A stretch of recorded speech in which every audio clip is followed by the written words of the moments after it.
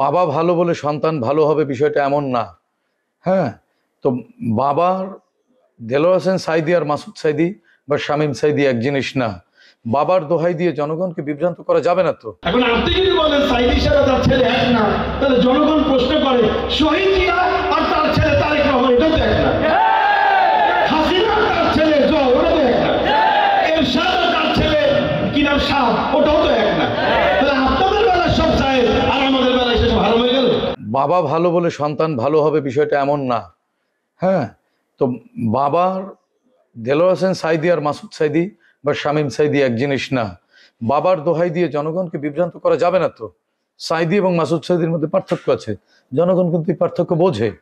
সুতরাং বাবার ইমেজ ব্যবহার করে সন্তান কিছু এগোতে পারে, কিন্তু সেটি ভোটের মাঠে তরি পাওয়ার হওয়ার জন্য পর্যাপ্ত বলে আমি মনে করি না।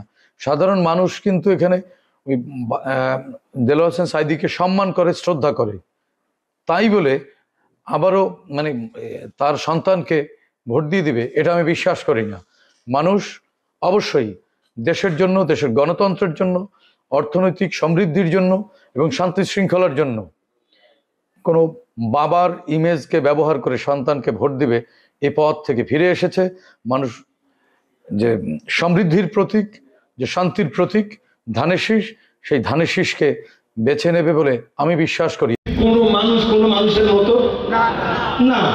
আপনারা যারা আমার সামনে উপস্থিত, আপনি আর আপনার সন্তান একরকম না। এখন আপনি যদি বলেন সাঈদী সাহেব তার ছেলে এক না, তাহলে জনগণ প্রশ্ন করে শহীদ জিয়া আর তার ছেলে তারেক রহমান এটাও তো এক না, হাসিনা তার ছেলে ওটাও তো এক না, এরশাদ তার ছেলে কি নাম শাহ ওটাও তো এক না। তাহলে আপনাদের বেলায় সব সাহেব আর আমাদের বেলায় সেসব ভালো হয়ে গেল। সব ভাওতাবাজি বলে জনগণকে বিভ্রান্ত করা যাবে না, কারণ এই জনগণ আমাদেরকে আপনাদের মতো টাকা বিলানোর কারণে ভালোবাসে না। এই জনগণ আমাদেরকে আমাদের আচারে ব্যবহারে ভালোবাসে।